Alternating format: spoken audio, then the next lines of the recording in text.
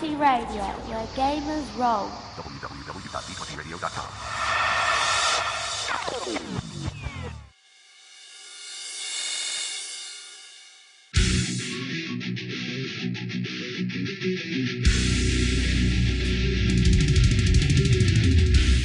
Welcome to Me and Steve Talk RPG, the podcast where me and my friend Steve try and help you get the most out of your role-playing game experience.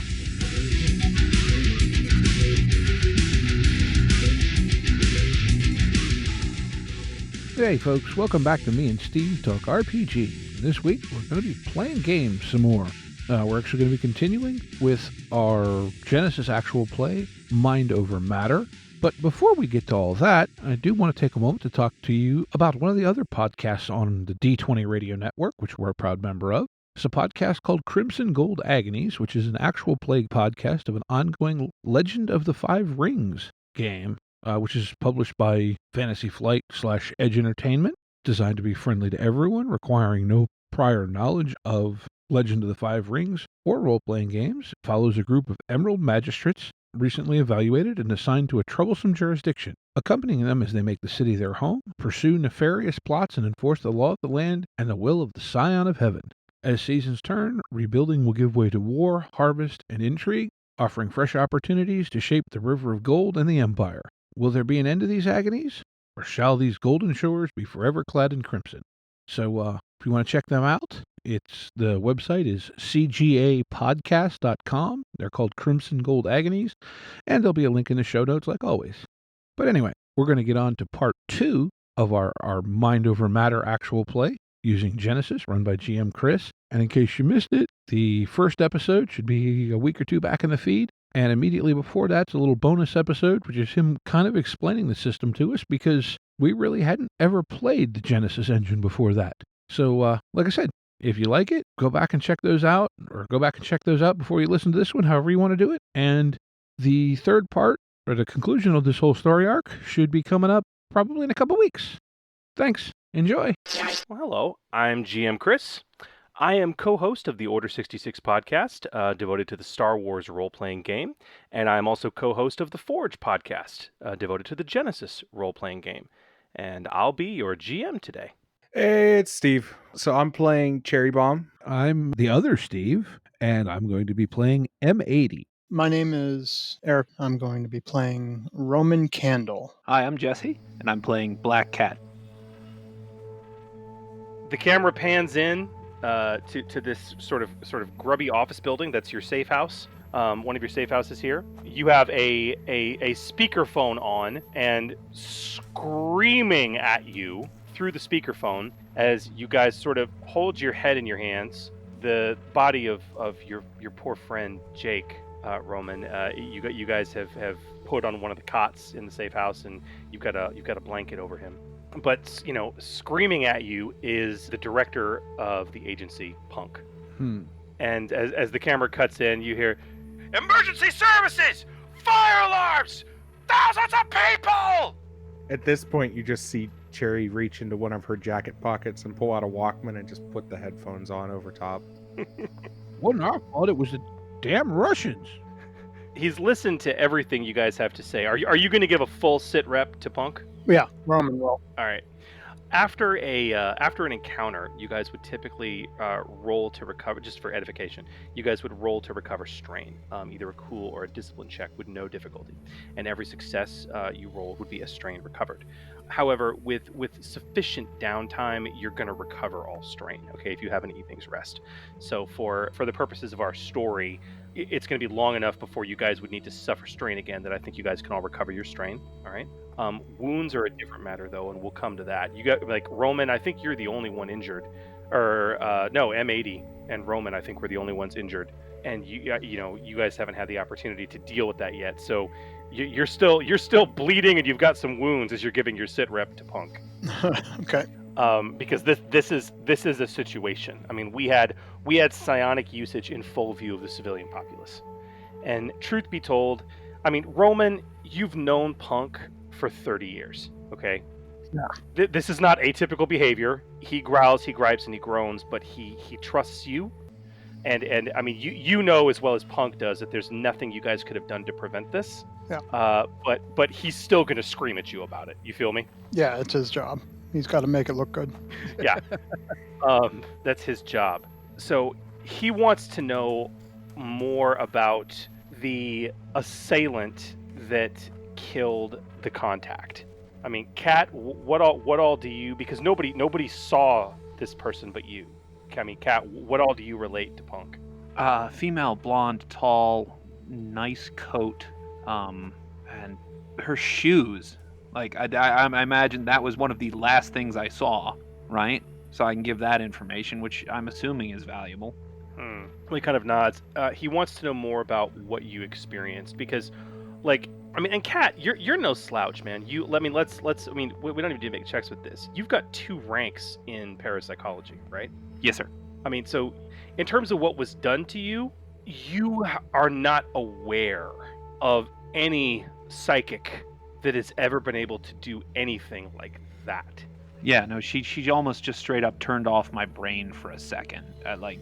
I don't know if a person can go through a reboot, but that feels like what happened. I just, like, my eyes unfocused. I had the pushing on the back of my head, and all of a sudden I was just nauseous, and inner ear destabilized, and I mean, I fell and passed out, but blanked for a second. Like, it wasn't, passed out.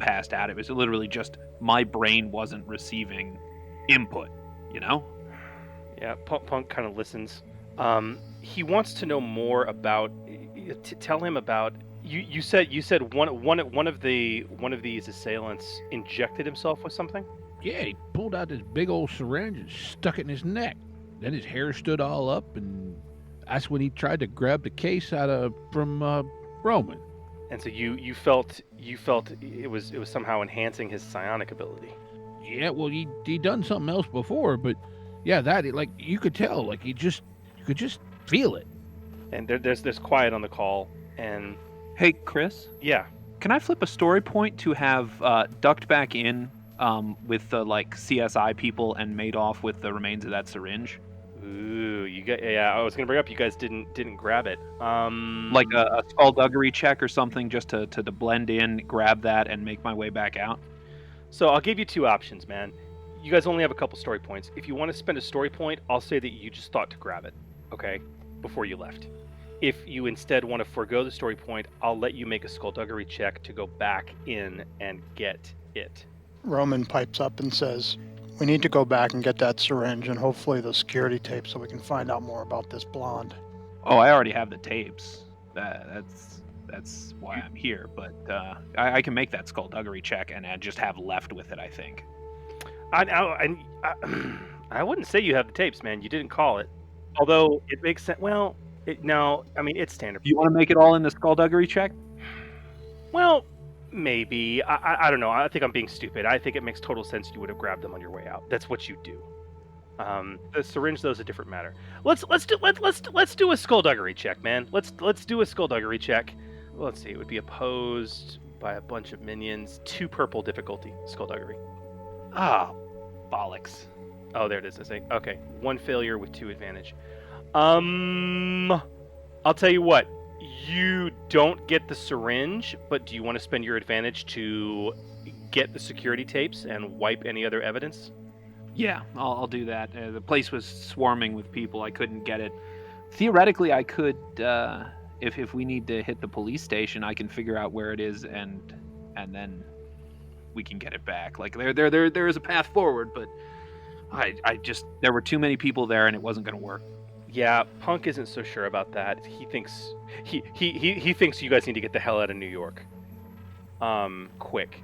And he says, but there's something else that the assailant that you described, the tall woman, you guys were unaware of this. She's recently come up on the agency's radar, and Punk informs you all for the first time that 2 nights ago, 2 other field agents were killed in Istanbul. 2 agents that you guys know very well. And he says, yeah, BR and Sparky were KIA 2 nights ago. And that's Bottle Rocket and Sparkler. You guys knew them quite well. They were good agents. Damn. Punk, what the hell's going on here? He says, "Well, they were. I think it's somewhat related, but he goes, something's wrong. They're the fact that they knew where we were going to be in two places. It's got Punk worried." He then pauses and says, "What was in the briefcase?" I haven't even opened it up yet, so I'll put it on the table and slap it open in front of him. Isn't it just a glowing light, right? So Punk's on the phone, obviously, on the speakerphone. You slam the briefcase down next to it, open it up, and inside of it is a single manila file folder. And as you open it up, there is a single sheet of paper that appears to be hand typed on it. There are 5 lines hand typed on the sheet of paper, and they are 5 sets of latitudinal and longitudinal coordinates. I assume we have some kind of map around. Well, we can come to that. What are you gonna tell Punk? I tell Punk it's just coordinates. He says, "Okay." He says, I don't want him on over the line, even secured. He says, "Find out what you can. I want you out of New York within 24 hours. Fine. Get back to DC. Well, Roman, I think we're under attack here." Sure seems that way. We gotta put a stop to this, and now. All right. Stay there until the cleaning crew comes. I'll arrange for pickup for the body, and then I want you guys on a plane back to DC. See if they can get the other 2, especially the one that injected himself. He grumbles and curses a bit and basically says that those bodies have already been snatched up by the local authorities. And at this point, Punk wants you guys off the streets of New York. At least those are your orders, or not to mess with anything. With that, he ends the communication and says he has a few things he wants to follow up on. Okay, so now you guys have the 5 sets of coordinates. If you want to get a map or try and pull them up or analyze them, you are at a safe house. Cat, you could even access the World Wide Web, which is kind of an amazing thing that you keep prattling on to everyone about, and even attempt to look at things there. But this would be, I would take either knowledge, science, or tactics to take a look at the coordinates, if you want to analyze them now. What's our difficulty with that? Dude, just to pull up coordinates, this is pretty easy. 1 purple difficulty. Oh, 2 success on science? Yeah, man. And the only reason I would even make you roll for this is because I want to see if advantage or threat come up, because it does matter. So with this, all 5 sets of coordinates are in Siberia. Which checks out from what we were saying. So that is where the Envo stashes are, is I think what we're supposed to assume. Well, that's the thing. So Roman, when Jake reached out to you, he told you that he had the location, singular, of supposedly an Envo stash, where some Envo was seen. This doesn't make any sense. There are 5 locations here in the far north of Siberia, and with your success on that check, Cat, I mean, do you? I mean, you got your agency laptop too. Do you want to? I mean, you guys have access to some resources. Do you want to hook up potentially to one of the observation satellites that the agency has? I mean, it would take some time, but you could take a closer look at those coordinates specifically if you wish. Well, we have 24 hours before we're supposed to leave, right? Well, at the least, yeah. The cleanup crew should also be here to collect the body within the next couple hours. Okay. So, spitballing, one of the coordinates isn't 60:53 9 minutes, 101 53 40, is it? No. Okay, cool. That's good. So what do they got up in the... I mean, it's just freaking cold there. Can you get a look at it? Yeah, I can get that up toot sweet, as it were. All right, give me a computers check. 3 purple difficulty dice. Boost die from my agency laptop? Absolutely. All right, 1 success and 1 advantage. There is nothing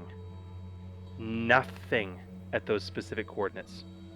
I mean, you pull up, you over the next hour, let the satellite do a run through over Siberia. There is, I mean, it's night. Well, it's daytime over there actually, and you've got a pretty clear shot. There is nothing It is snow. What do you want to do with your advantage? I can give you a little bit of extra information if you wish, but with your success, there's no buildings at those coordinates. Nothing that you can see. With your advantage, though, you get kind of a. I mean, may I? Is that what you want to do? May I give you more information with your advantage? Yeah. Something kind of looks weird with these 5 sets of coordinates, and you map them out on, and you kind of overlay, and with a quick few strikes, you pull up a map of Soviet railway systems, and you realize that these coordinates line up perfectly with various points on a railroad track that runs through Siberia. On a track or stations? On a track. So whatever method Jake was using to, look for this, I mean, maybe it was multiple sightings, but all this is pointing you towards, you may be looking for a train. Roman, from back in the day, man, you've heard tell of the Soviets especially running covert ops, command centers sometimes, even nuclear launch areas on trains as a way to prevent from being tracked. It's not unheard of. So then do these coordinates go in a direction, or like from what I'm hearing they're all on a rail? Are they like in an order, like indicating east to west or vice versa? No, they're really not. So I could theoretically cross-reference train schedules, right? And see if there is a particular train that hits all 5 points. Based on the check you just made with the advantage, there's no public train listed. But that would be the only schedule you could find, and it's unlikely, if anyone is housing Envo on a train, that it would be a public train. I'm just saying, but what if they built something underneath all the snow? It's hard ground to get through. We need to check this out, but we need to go back Just then you get a knock at the door. at our door. Yeah. You open it up, and it's the cleaning crew. Oh, I'm like, who knows we're here? I make a motion to Cat to shut it down and direct them to what we need to do. So how you guys feeling about this? I mean, Punk wants you to come back to DC with your tail between your legs. We're going to Siberia as far as Roman's concerned. I was gonna say, I think Emmy's gonna probably light up a cigar at some point and just kind of look at Roman. What do you think, boss? We're not going back to Quantico. There ain't nothing to do there. No, we can't help anybody from sitting in a chair, so looks like we all gotta get our parkas and our snow boots on. Jerry's already opened up her big suitcase and sort of pulled out a big fur-lined collar green army jacket with a big obnoxious Sex Pistols patch on the back of it. All right. So, Kat, your teammates are talking about going off the reservation here. How is Kat responding to this? So, I have some issues with the words you just said about you can't help anybody from a chair, because that is, almost entirely 100% what I do. Get a folding chair. You're coming with us. Oh, God. The closer the chair, the better you are. If you're You know what? Just a second. Just a second. Can I... Excuse me. And I'm going to take a moment, head over to the bathroom, turn the lights off, and just kind of stare into the mirror for a second and see if I can't figure out how bad this decision is with precognitive. Oh, I absolutely love it. And dude, Emmy, Cherry, Roman, I think you would know damn well what Kat's about to do, because you've probably seen him do it multiple times. So, okay, man. So from a precog standpoint, let's take. So are we? Tell me what you're looking for, man. Are you looking for remote viewing, or do you want to get a glimpse of the future here? I want to get a glimpse of the future. I want to see how bad of an idea that I'm about to get roped into. Perhaps maybe get some clues about things I should have or prepare, or if honestly I should just say no. Okay. How far in the future do you want to look? Well, we're talking a plane flight. So a day. Okay. Because it's not good to look too far, right? Yeah. So the minimum possible to get an idea of how. Well, yeah. I think this would be a hard check. So 3 purple difficulty dice on this. And you know what? I'm going to spend a destiny point. Let's go ahead and make that 2 purple and a red. Or a story point, excuse me. Good deal. Ooh. That's not ominous. That's 1 success with 2 threat. Well, that's a good roll. That's a fun roll. Okay, 1 success with 2 threat and a triumph. Okay, so I'm going to roll all this into the narrative, Kat. I want you to tell me, like, do you have something specific you want to do with your triumph? Or do you want to spend it to get some much more crystal detail? Yeah, no, go ahead and give me what you got. Okay. You feel pain between your eyes, and just with rote, you reach over to the bathtub and you grab a bar of white soap. All right? And you turn around in the dark, and on the dark tan painted walls of the bathroom, you just start scraping and drawing with the soap. All right? Like 5-6 minutes. You're going at this. I mean, you unconsciously reach up, you undo your tie, you're in an absolute trance, and you are, when you're done, this bar of soap is half scraped away as you have made this highly strange mural drawing on the wall out of soap. Okay, you with me so far? Sure, yeah, digging it. All right, you flip on the lights, and this is what you see. You see, and you're not sure why you had the urge to use soap, but you see in stark white an image of a train. It's got 6 cars and a locomotive. It has a very distinctive star, which looks like a Soviet military star, Soviet star, on the side of the locomotive, and it is rolling down the track. All right. And you feel certain about this, positive about this. Now, I'm working your threat into this as well from some other details I'm holding back from you, but with your triumph, you drew a startlingly beautiful picture of a rose, a white, obviously, rose, all right? And it is being held by what looks like a girl, a little girl. Maybe 6 or 7 years old, and staring at you from the wall with these eyes that you've drawn. It's this subtle smile with this look of happiness. And yeah, man, you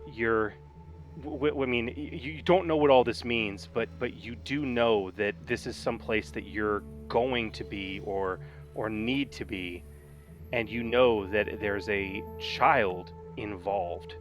And you sense a tremendous amount of innocence. Okay, I take a moment, gather myself after all that, cinch the tie back up, and all right, let's go. And then turn off the lights, and we can smash cut to the next scene if you want. Awesome. Okay. Real quick before we move on, Cherry looks at him as he comes out of the bathroom and just goes, "What'd you see in there, Rain Man?" I'll just point and start getting my things together. Okay. I go in, use the bathroom before we leave. Look around, dude. So, also before you leave, I think you guys would probably avail yourself of some of the painkillers that are available here at the safe house. Yes. yes. Which are more than enough to heal all of your wounds, and we don't have any critical injuries that anyone suffered, which you do not have the facilities to deal with, but that's okay. So if you guys wanted to, you could clear your wounds out as well as we move to the smash cut. All right. All right. Okay, so in the interest of time, instead of rolling for this, we're just going to go with it. 36 hours later, Oh. as the camera pans up, you guys are inside the rusting and freezing hull of a cargo plane. Oh. Specifically, it's an old C-47. Wow. You are above you're hovering around the Arctic Circle. The pilot, an old buddy of M80's, Emmy. This is an old CIA contact of yours, who was able to take you guys out of upstate New York. Which way did we go? Did we go through Canada, or did we go through Northern Europe? Well, the shortest route is across the pole, so mostly over international water. But According to him and his drunken, screaming ramblings from the cockpit, you guys crossed into Soviet airspace about an hour ago. Fair enough. You're headed towards the train track, the coordinates you've given him. There is no particular place you're headed to, but there are 4 parachutes stocked in the cargo plane. All right. So, I regret my decision. who wants to jump out of a perfectly good airplane? And you guys have a little ways. You guys get a warning. He tells you it's about 20 more minutes before you're going to get to the drop area, basically. Okay. Well, then I guess, I mean, I'm assuming with my special forces background, I've probably done this a few times. So I guess I would go around and help cinch everybody in, all the while, having a cigar, make sure everyone's rig's on right. Probably give Kat and Cherry a crash course in skydiving. Jerry very distinctly just sort of looks at you with this blank expression and is like, yeah, I've done this once or twice. Okay. Just remember, the people on the ground probably don't like you. Well, that's why I bring this. And she sort of waves her, MAC-10 at him. Fair enough. Kat, do you need to double pack up with Emmy? Cat? Hey, Kat, you ready to jump out of this plane? Oh, I'm very much not. No, thank you. All right, then you coming with me then? So, Kat, you need to strap up with Emmy. You need to ride on him like a papoose. All right. Look at me, and tell me honestly, is anyone going to think less of me for that? Have you ever jumped out of a perfectly good airplane before? No. Are we nearing the drop zone yet? You got notification a few minutes ago that you guys are about 20 minutes out. Okay. Look, would you rather they think less of you or that you go splat? Yeah, I'll live. Thank you. That's yes. Good. Correct answer. And for the record, everybody got to learn somehow. Son, we didn't recruit you for your military prowess. We recruited you for other things. Strap up with Emmy. Okay. So, face to face or Yeah, you stand in front of him. there's an awkward moment where we kind of shuffle around each other and Wrap him to your chest like a toddler. Basically. But yeah, I'll get him, connect all the harnesses and so forth. And So you hear a hollering from the cockpit telling you to get up there. Roman makes his way up to the cockpit. Well, it's a cargo plane, so it's fairly well open. But Roman, you kind of get up there, and Emmy's contact, this drunk pilot, he kind of points in the distance, and you can see at this altitude. First of all, you're in Siberia. It is snowing. Okay, Mm-hmm. but you're following. Way down below. There is a full moon out, and you can kind of see, that's peeking through the clouds. You can kind of see the line of a train track. But more importantly, in the distance, heading towards you, right where Kat kind of felt you all should go, you see a train. It has a single massive headlight that is scanning forward, and it is racing along the tracks. So you're flying towards it. It is coming towards you. Does that make sense? Yes. All right. 2 trains are moving at a speed of... All right. So Roman, you said you're in the cockpit? Yep. Okay. Kat, since it's going to be you, I want you to put together a perception check. Your difficulty on this is going to be 3 purple dice. any boosts for any reason? Somebody No. night vision? Actually, no. In fact, you're going to be suffering an additional setback dice. Just one for it being night, or a second one because it's snowing? You can't even see what's happening outside the plane. Okay. All right, one There you success go. with 2 threat. That's fantastic. We're going to come right back to that in a moment. I don't like when we leave my perception checks hanging. Roman, you notice that the pilot is started to go limp. His hands have kind of fallen off the stick, and if you push him back, you can see that his eyes have rolled back into his head, and he started drooling. And you guys are steadily now losing altitude. Roman gets in the co-pilot seat and tells them, "Get ready. We've lost the pilot. Well, as you're about to start doing that, as you guys approach the train, Kat, let's talk about your successful perception check, and let's talk about your 2 threat. You hear something, Kat. It doesn't sound very good. It sounds like a ticking. Like a clock ticking, or like, Yeah. Captain Kirk is seeing a gremlin on the wing ticking. No, like it sounds like a clock ticking somewhere back towards the rear of the plane in the cargo hold. Oh, bollocks. We should leave? With your threat, oh man. I'm currently tied to another human being, right? So like I don't have a choice about where I'm going. Is this a rear exit craft or a side exit craft? Yes. We should leave, said with all the surety of a man who's strapped to another man about to jump out of an airplane. Romy, come on, I think we gotta halo this. At that moment with the 2 threat, Kat, because of your, I mean, are you going to relate this to your friends? Yeah. Ticking. Jump out of the plane. Jump out of the plane. I can't believe I'm asking you to do this. Come on, Romy. Based on that warning, I think everyone's going to avoid the damage, but based on your 2 threat, Kat, you're not going to be able to react fast enough to stop it. A small improvised explosive device goes off. You guys feel the wind, the 3 of you that are in the cargo area, you guys feel the wind get knocked out of you, but you manage to stay your feet and avoid damage. And the rear of the plane now has about an 8-foot in diameter hole in it. Fuel lines and other things are sputtering. There is gasoline flying out into the breeze, and there appears to be massive damage to the tail. And this plane is now shaking and going deeper and deeper down. I don't want to stay on the plane anymore. Yeah, I'm kicking the door open and going out. Okay, so here's what we're going to do. You'll use the door? Yeah, I don't want to get covered in fuel. It's a rear door and a side door, okay? There's plenty of ways to jump off a plane. So here's what we're going to do, guys. We have entered what I call a skill challenge, all right?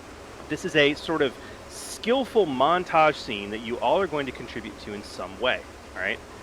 We're going to go sort of like initiative round to round, but each round I'm going to ask you for a skill check, all right? You can suggest any skill check that you would like to make based on what you want to do to try and get out of the situation. You guys have to successfully exit this plane, all 4 of you, and you have to land successfully with an oncoming train that's rapidly heading in your direction, all right? You have to achieve a certain number of net successes before you as a team fail a certain number of checks, okay? Mm-hmm. So, we are now in this cinematic skill challenge. And Kat, with your successful perception check, I'm going to say that you are going to go first here. We're going to go, and it doesn't really matter who goes first, but we're just going to go based on the order I see here on my screen, which is Kat, Cherry, Emmy, and Roman. Okay, considering the situation, what would Kat do to help? Keep in mind, you are still, of course, clipped to Emmy like a baby. Well, I'm gonna ask if I can use a computer check, but in the hidden figures kind of. I'm gonna do some mental mathematics to provide the appropriate. I'm gonna do the train problem of a plane is falling out of the sky at the X speed and a train is coming toward the speed. We need to do this to make sure that we connect with our target. Okay, so based on what you've described, I would not see this as computers. I would definitely see this as a knowledge skill, okay? And honestly, either science or tactics. Science to do the math, tactics to do the instinct for it, okay? I would let you attempt computers if you wish, but it's going to be at a much harder difficulty, okay? So, because computers is not the skill for that, and that we actually have skills that directly represent what you just described, I would say a computers check would probably be about 4 purple difficulty. A knowledge science check or tactics would be 2 purple difficulty. Okay. Can I throw out mechanics as an option? Mechanics is very restricted to working on things physically. You could Got it. Okay. most likely use mechanics in this skill challenge in many creative ways, absolutely, but not based on the narrative you described. But if you wanted to prepare the plane, open the door, stuff like that, you know what I'm saying? Those all sound like things that people who aren't tied to a human being can do. Yes. I like your first suggestion, man. I think it's a good one. It's very creative. Yeah, no, I'm gonna start full on shouting numbers. All right. All right. So 2 success with an advantage. So you guys have 2 success towards your total at this point, which is wonderful. And you got an advantage. Just like in combat, man, what do you want to do with your advantage? You can... I'll pass that boost die. You want to pass the boost die to Cherry. All right, Cherry. So at this point, the plane is going down. Cat, who's strapped to Emmy like a baby, is screaming vectors and landing points to you. What are you going to do in this situation? I am going to... And don't necessarily look at your... Don't worry about, hey, I've got a great skill pool for this. Just think, what would your character do? We'll make it work. At this point, I'm trying to think what Cherry would really do. At this point, Cherry would sort of just be, like, getting everybody's gear prepped to go out of the plane, if it's not already mostly prepped. Like, just basically pushing stuff out of the plane to be like, hey, grab some stuff on the way down. Could I make a suggestion? Yeah. Well, would it be a lot easier for you guys if you didn't have to shout at each other to do all this? Oh, yeah, okay. So she's going to go ahead and establish a telepathic link with probably at least, if she can try 2 of them. I'll let you well, it's all narrative, okay? So based on telepathy, give me this at 3 purple. See how it goes. Okay. And the advantage. And you get a boost die. I thought you were going to ask for a cool check, Chris, and just be like, yeah, no, you're cool as a cucumber jumping out of a plane that's on fire. Cool is a fantastic suggestion. Discipline, another great one. I mean, yeah, all skills you could use. I'm just trying to think of, you said what would Cherry do? I don't know. It seems it's pretty fitting for her. She's a proud telepath. 3 successes and an advantage. That's phenomenal. Another 3 successes to your total. So, all right. So narratively, Cat's screaming at you guys, shouting vectors and stuff. None of it makes sense. With a mental link, suddenly all of his math, all of his intention is kind of flooding into your mind. Cat's done the math. You guys know precisely when you should open your chutes, precisely where you should direct to. I mean, wind variance, all of that. All right, what do you want to do with your advantage, Cat? Or Cherry, what do you want to do with your advantage? You could pass a boost to Emmy. Yeah, I'll go ahead and pass the advantage. All right, Emmy. Going up the line. Emmy, you've got Cat strapped to you like a baby. You're mentally linked with the team at this point. What do you want to do? I'm thinking, okay, like you said, there's fuel and stuff spraying all over around this hole. Oh, well, yeah, but it's all, I mean, the plane's still moving at a pretty brisk pace, so it's all ejecting out of the atmosphere, but yeah. Right, but if we go out the hole, we're going to get coated in said fuel. Well, yeah, well, keep in mind, so there's also a side door as well. Right, so what I'm thinking is, I mean, Emmy's a pretty strong dude, right? So I think he kind of backs up, he hits the lever and just like mule kicks the door open and like, pulls the Cat out with him and this way, boys. He swings Cat around like a baby, mule kicks the door open, and the 2 of you leap out. I love it. Athletics all the way. 2 purple difficulty. Okay, so I get a boost. Yep. And 2 purple. And 2 more successes towards the total. God, and no failed checks. You guys are doing great. All right, so Cat is mentally. I'm assuming Cat screaming. And I still have the cigar stuck in my mouth. Oh, I totally. Yeah, 100%. It's just a low-key terror scream at this point. I'm not making any noise. Like I think the wind at this point is knocked out of me. I can't pull in a breath, but it's all mental. So Cherry, Roman, you guys are seeing. You see Emmy drag Cat out of the plane, and they leap. All right, Roman, what are you gonna do? Roman wants to take one more moment to kind of see if I can point the plane at the tracks and kind of like try to get it in front of the train at some point. Absolutely. Give me a piloting check. Your difficulty on that is going to be 2 purple dice. Throw a story point at it. Yeah, I was just going to say that. I think I'm going to throw a story point where I'm going to actually take the pilot that's there and kind of try to jam his limbs in the plane in such a way that it stays on and consistent and pointed in the direction that I pointed. Okay. All right. Well, that'll turn one of your greens into a yellow. All right, and you said 2 purple? 2 purple. 1 success, 1 advantage. All right. Yeah, man. I mean, it doesn't make much of a difference for Emmy and Kat, but at least for you and Cherry, yeah, man, you're on a better path. The plane is pointed in a better direction. You also got 1 advantage. What do you want to do with that? With the advantage, I think I would like it to be that the calculations that Kat was making were spot on, and that we will be able to point ourselves in the direction of the train, like kind of on some of the farther cars, not directly in front of the engine itself. Okay. For 1 advantage, mechanically, we'll translate that as a single boost die to Kat, who's about to go again. Yes. All right. You guys are at 8 net successes so far. This is a blind challenge, so you do not know what your goal is. But you guys are doing great. You've had no failed checks so far, which is pretty amazing. Kat, we come back to you, and we've got a boost die coming your way. And even through the screens, you can look up and see that Roman has modified the plane's trajectory slightly just before he and Cherry have had the chance to jump out, giving them some much better odds. And the mental link is still there. What do you want to do at this point? I'm gonna pull my legs up in sort of a fetal position and just hug them to my chest, and take a moment and be like, okay, a lot's happening, and just kind of like let my eyes roll back and bring in the chaos of it all and see if I can't grab some sort of prescient reading of what's going to happen. And try to share that with everyone else so they can make better decisions. I'm going to try reading with a friendly focus.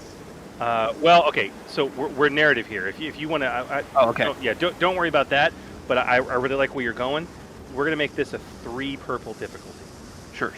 And you know what? Let's have some fun with it. I'm going to upgrade. Let's make that a 2 purple and red. I'm going to spend the story point.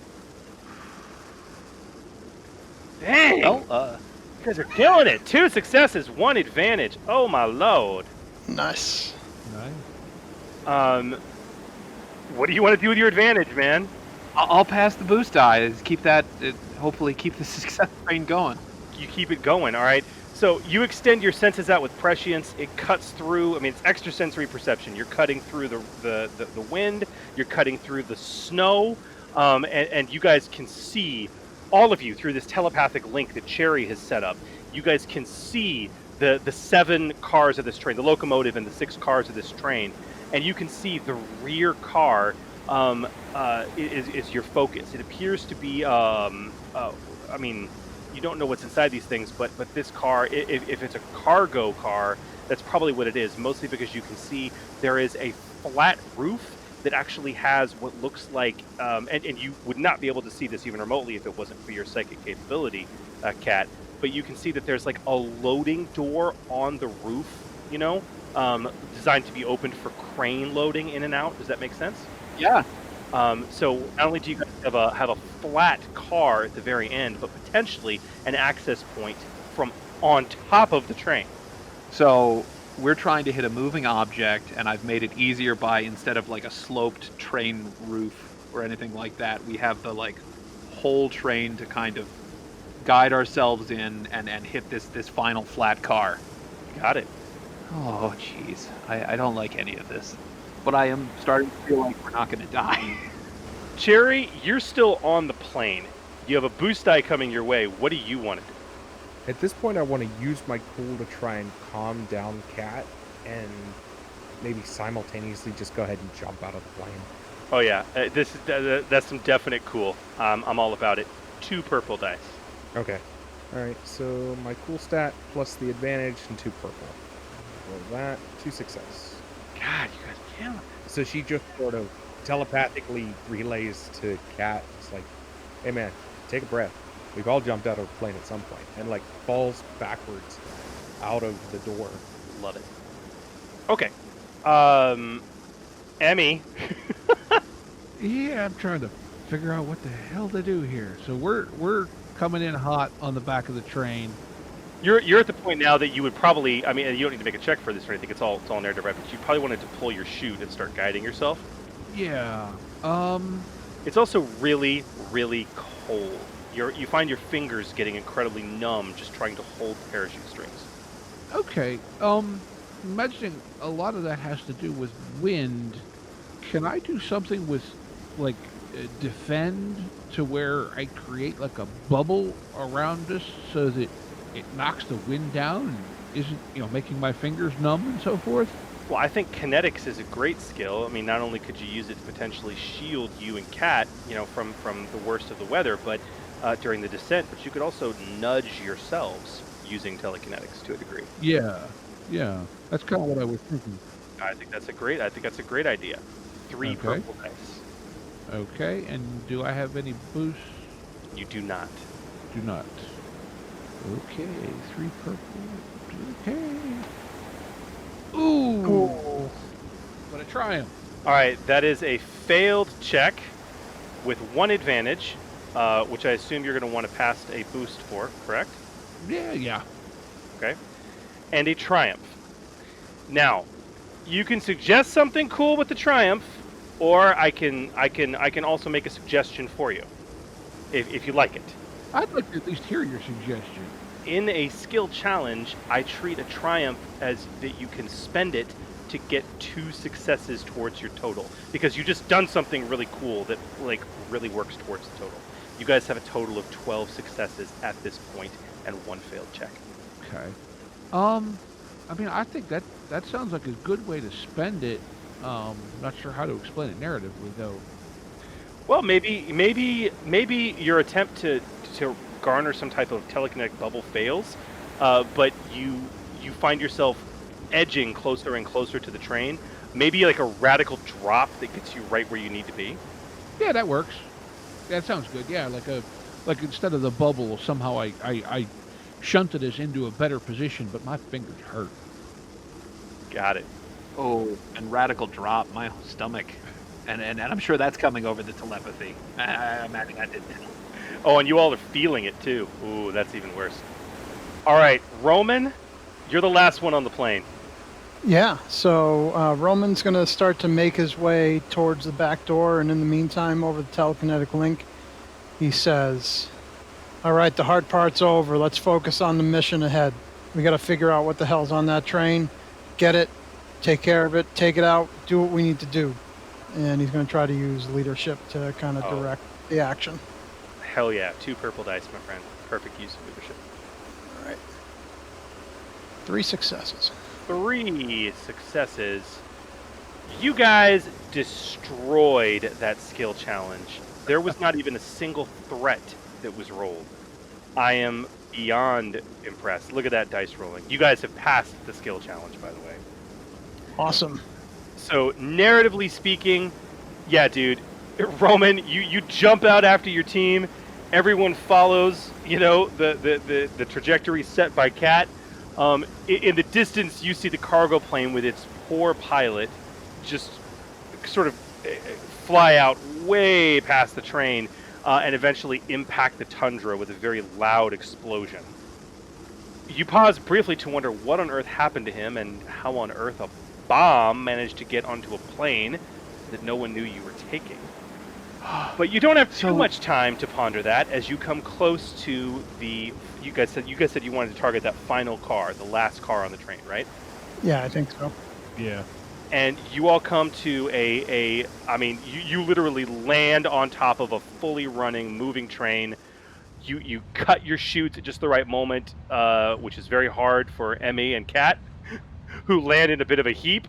But I imagine Roman and Cherry do a nice tuck roll and come up smiling.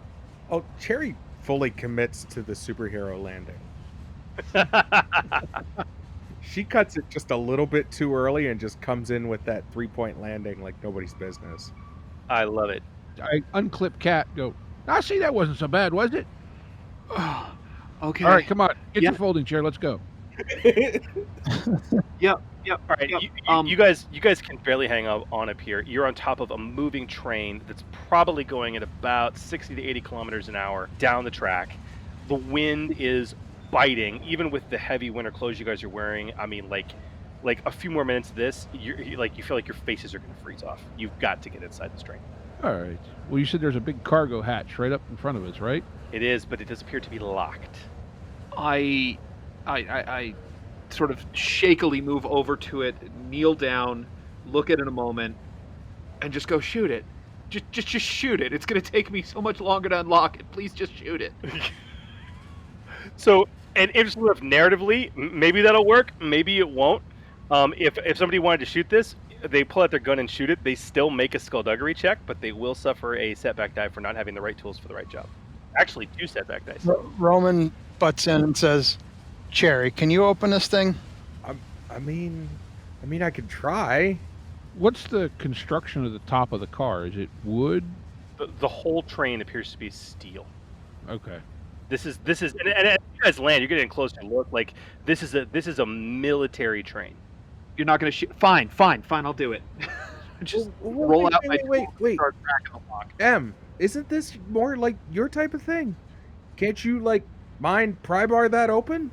I could try. The hell.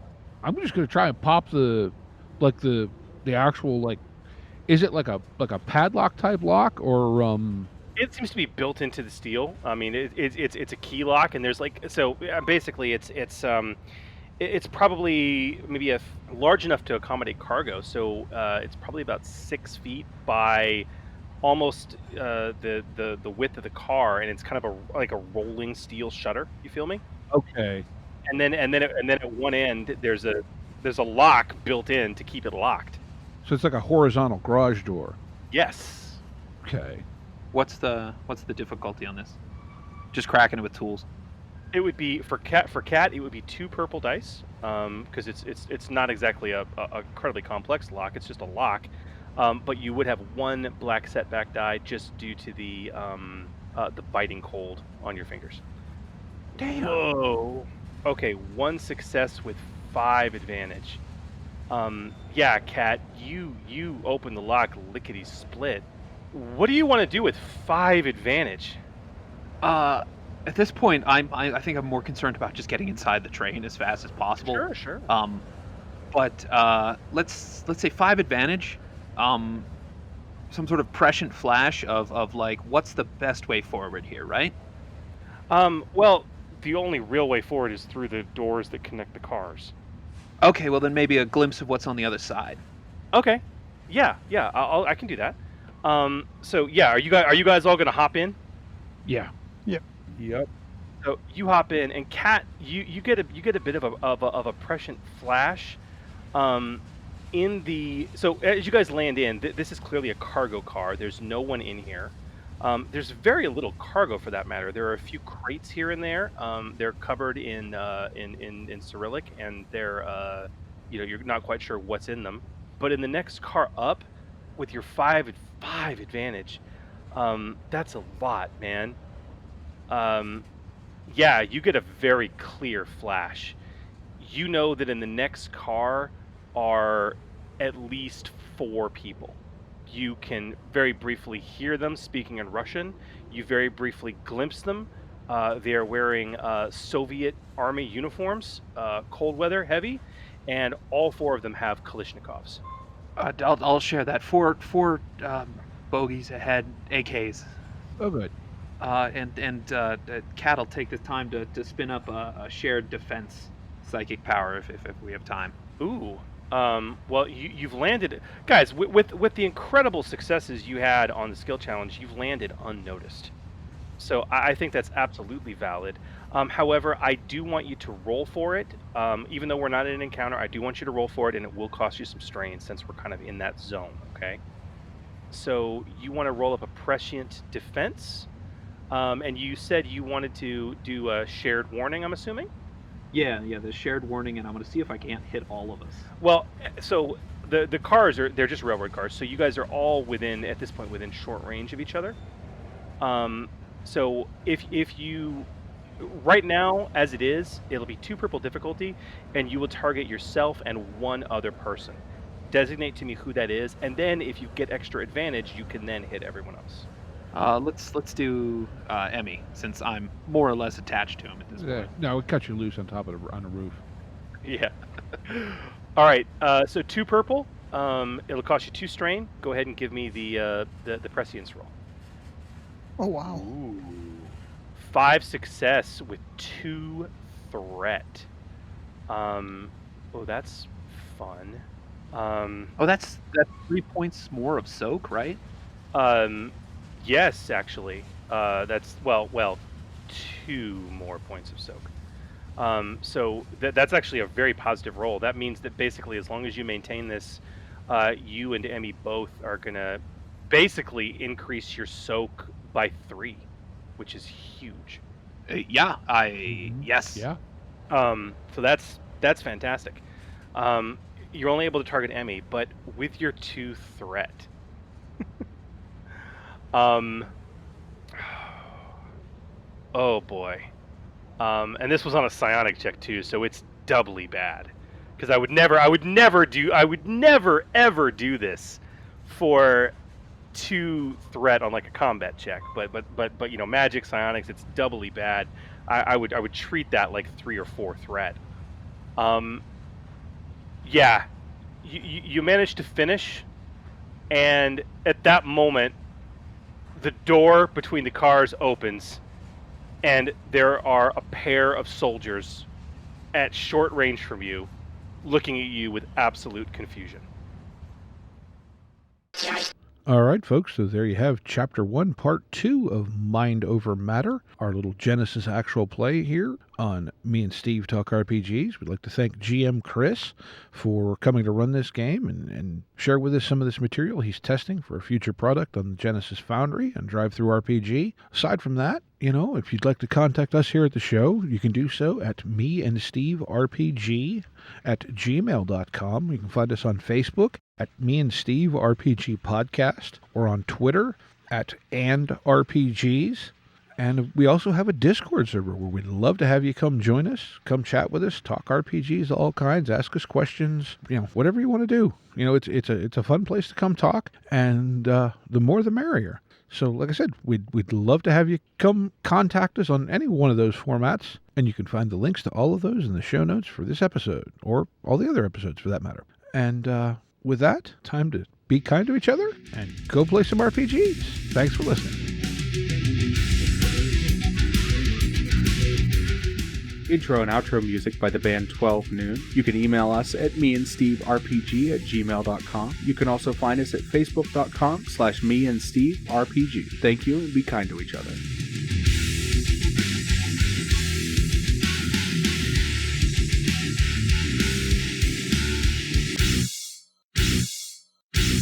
How much for the cigar? Cigar, $20, dog. You gotta go down the street to the store and buy that.